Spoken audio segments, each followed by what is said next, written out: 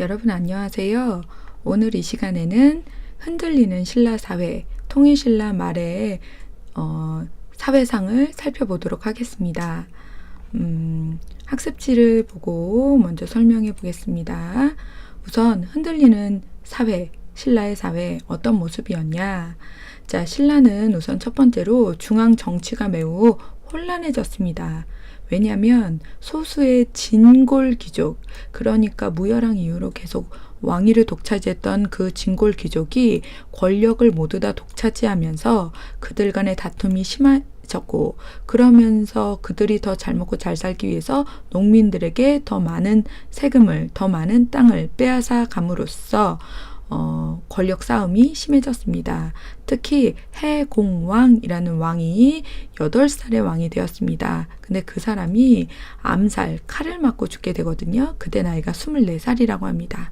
근데 그 사람이 암살된 이후에 약 150년 동안 20명의 왕이 교체되었다. 다시 말하면 왕 한 명이 채 10년도 다스리지 못하고 자리에서 물러났다라는 것은 그만큼 왕이 힘이 약해졌다. 그리고 신라 사회의 제일 독특한 신분제도, 골품제도가 동요, 즉 흔들흔들거렸다라는 걸 알 수 있습니다. 이렇게 중앙에서는 싸움이 아주 심해졌고, 그 다음에 지방 세력도 왕의 힘이 약해진 틈을 이용해서 반란이 많이 일어났습니다.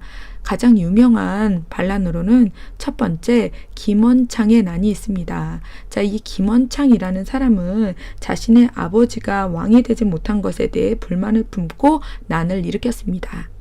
자, 그리고 여러분 아는 바다의 왕자 장보고도 난을 일으켰는데요.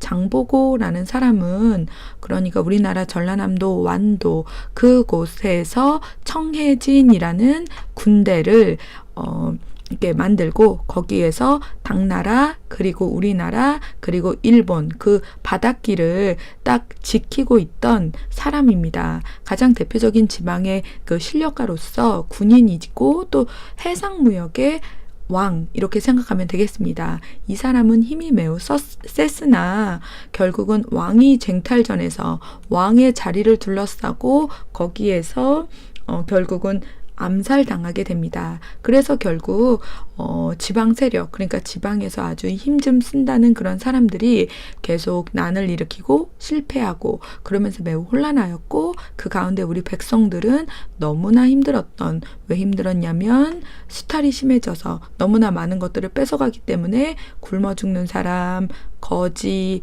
도둑 이렇게 많이 전락했다고 합니다. 그래서 정말 냄새가 난다, 망할 냄새가 난다는 걸 알 수 있습니다. 자, 그리하여 결국 농민들이 봉기 들고 일어나는데요.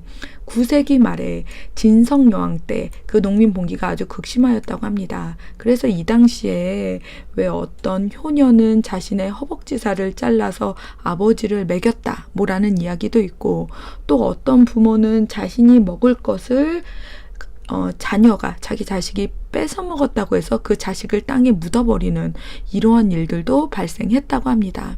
하지만 귀족들은 대토지, 아주 넓은 땅을 소유하면서 농민한테 엄청 많이 뺏어내고, 또 국왕과 귀족들은 당나라, 이슬람, 그러니까 서역, 그리고 일본 이런 데서 오는 사치품들로 엄청 많이 사치를 하게 되겠지요.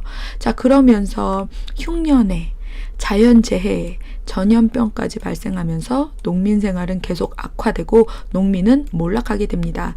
지금 악화다, 몰락이다 단순하게 딱 두 단어로 설명했지만, 이 당시에 여러분이 농민이었을 때, 그러니까 저 멀리에서 아주 대궐 같은 집에서는 귀족들이 넓은 땅을 소유하며 매일 정말 고기에, 술에, 춤에, 음악에 잔치를 벌이고 있지만 나는 정말 그 냄새 맡으면서 쫄쫄 굶어가고 있고 내 자식은 배고프다고 엉엉 울고 있고, 그런 모습을 보면서 또 농사는 흉년이 들고 3년 동안 가뭄이 들고 전염병까지 돌아서 내 새끼가 죽을 수도 있고, 자, 그래서 나는 정말 거지가 되고 아니면 도둑질을 해서 먹고 살고 그 다음에 굶어서 죽어서 거리에서 그냥 죽어버리는 그런 농민이라고 생각했을 때 정말 확 돌 것입니다. 그래서 다양한 농민 봉기들이 일어나는데요.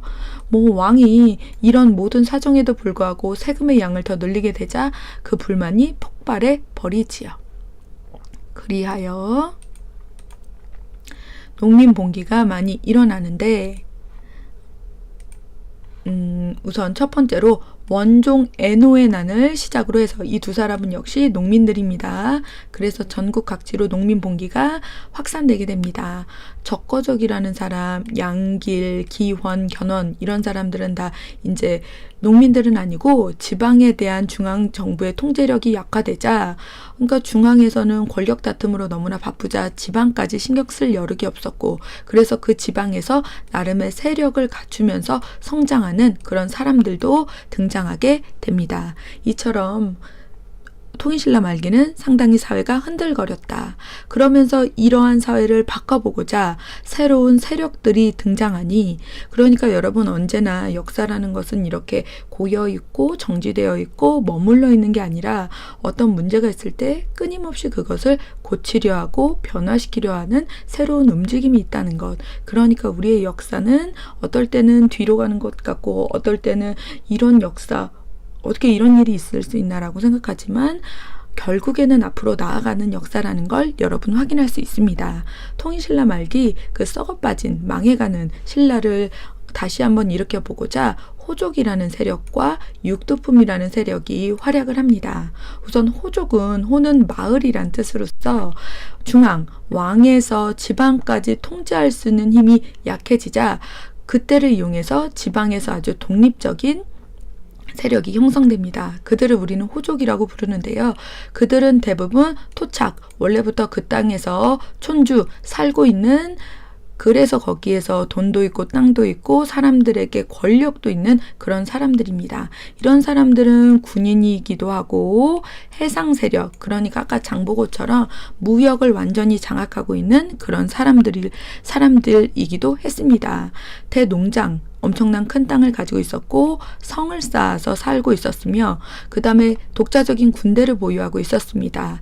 그리고 독자적으로 그 마을을 다스리기도 하였고 세금을 걷기도 하였고, 그래서 그 성의 주인이다 해서 성주라고도 했고 군대를 보유했기 때문에 장군이라고도 했고, 그러니까 왕이 그리고 귀족들이 권력 다툼으로 바빴을 때 지방에서 권력을 소유하고 있던 사람들을 호족이라고 하는구나. 그래서 여러분 알고 있는 대표적인 견훤이라든지 궁예라든지 아까 전에 나왔던 장보고, 그리고 여러분 알고 있는 왕건, 이런 사람들이 모두 다 호족 출신이다 라고 알면 되겠습니다.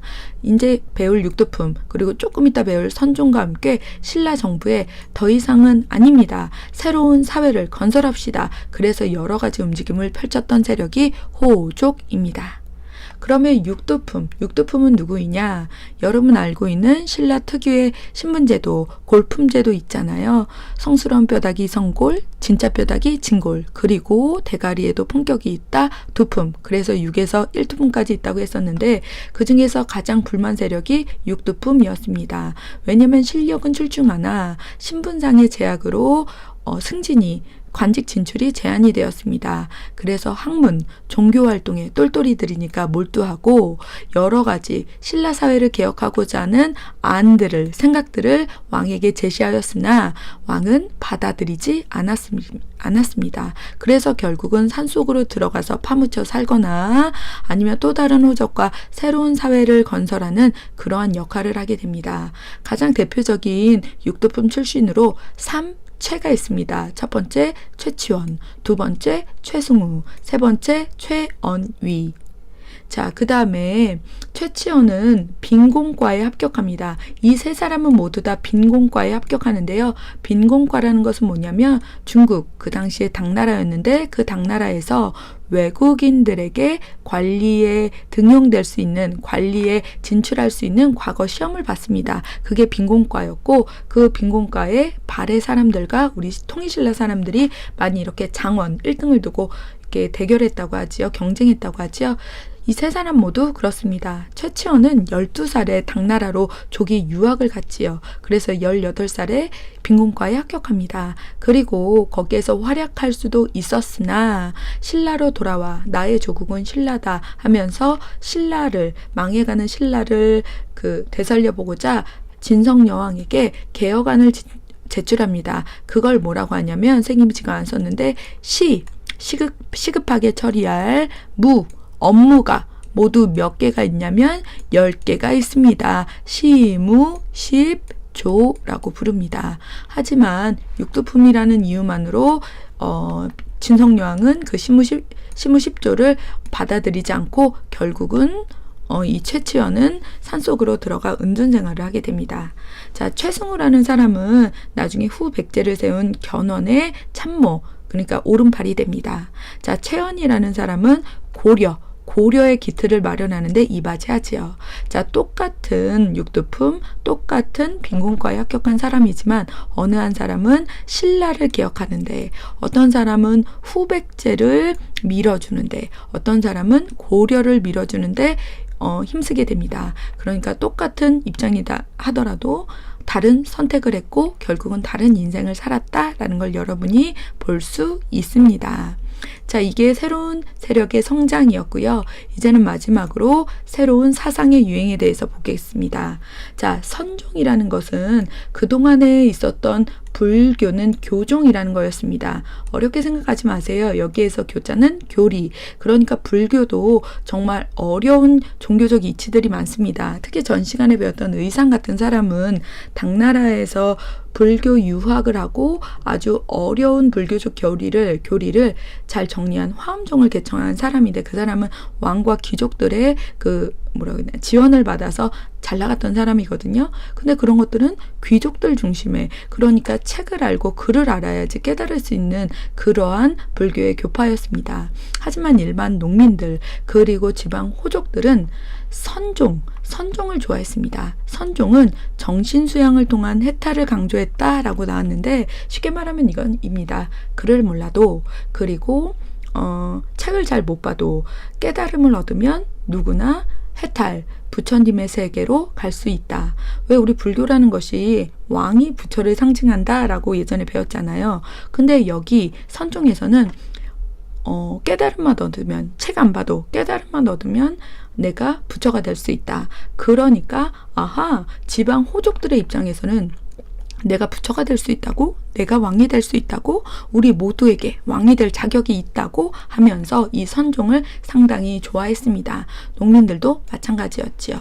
그래서 선종을 이렇게 수련하는 총 9개의 절이 세워졌고, 이 절들은 선종을 믿는 승려들이 지방 호족의 후원을 받아서 사찰을 건립한 것입니다. 이걸 통해서 지방의 문화가 발전하지요. 자, 불교의 한 종파, 깨달음을 중시하는 선종이 유행했고, 두 번째는 풍수지리설이 신라 말에 유행했습니다. 풍, 바람, 수, 물길, 그러니까 산이라든지 강이라든지 이런 것들의 모습이 인간 생활, 인간이 행복해지고 불행해지고 그 다음에 화를 입고 복을 얻고 이런 모든 것에 영향을 준다라는 사상입니다. 이거는 중국에서 넘어왔는데 우리나라 통일신라 말에 도선이라는 승려에 의해서 보급이 되었고, 자, 이런 것들은 원래 통일신라가 수도가 경주잖아요. 근데 경주 중심의 생각에서 벗어나 산과 하천의 형세가 좋다면 그 어떤 지방도 좋은 장소이다. 그렇기 때문에 꼭 수도 경주만이 세상의 중심, 신라의 중심이 아니라 다양한 곳이 중심이 될 수 있다. 다양한 지역이 중심이 될 수 있다. 다양한 지역에서 각각 살아가고 있는 호족들이 너무나 좋아했겠고, 결국 경주 중심의 신라 정부에 대한 힘이 매우 약해지는 결과를 가져옵니다. 그래서 우리 수맥이 흐른다, 맥이 흐른다 이런 말 하지 않습니까? 아니면 묘자리를 본다. 그런 것들이 모두 다 풍수지리설과 관련이 있습니다. 자, 마지막으로 미륵불신앙, 인기가 있었는데 불교의 한 모습인데 미래의 부처를 미륵이라고 합니다. 그래서 미륵이 지금 이 세상에 미래의 부처이지만 지금 나타나서 새로운 세상을 열어간다라는 주장입니다. 여러분, 사람들의 삶이 너무나 힘들었습니다. 근데 미래의 부처가 나타나서 미래의 모습으로 정말 모두가 편안하고 모두가 평등한 세상을 만들어 간다. 너무나 매력적인, 그동안의 삶이 너무 힘들었는데 너무나 매력적인 모습이었겠지요. 그래서 이 미륵불 시당도 인기가 많았습니다. 여러분, 오늘 선생님이 통일신라 말기의 모습에 대해서 쭉 설명을 했습니다. 자, 통일신라는 말기에는 중앙 정치가 매우 혼란했고 지방 세력들이 반란을 일으켰으며 농민 봉기가 있어서 너무나 살기 힘들었고 냄새가 난다. 무슨 냄새? 망할 냄새가 난다 라고 얘기했습니다. 새로운 세력도 성장해서 지방의 호조, 실력은 있었으나 그 승진에 제한이 많았던 육두품이 새로운 세력으로 성장하였고 마지막으로 이들을 뒷받침해주는 새로운 생각들, 종교는 깨달음을 중시하는 선종, 경주뿐만 아니라 산과 천의 그 지리가 너무나 좋은 곳이면 어디든 명당이 될 수 있다. 풍수지리설. 그리고 미래의 부처가 현재의 세상에 나와서 우리를 새로운 세상을 열어줄 수 있다라는 미륵불은 사람들에게 새로운 희망이 될 수 있었습니다. 여러분 수고하셨습니다. 수업 시간에 보도록 하겠습니다.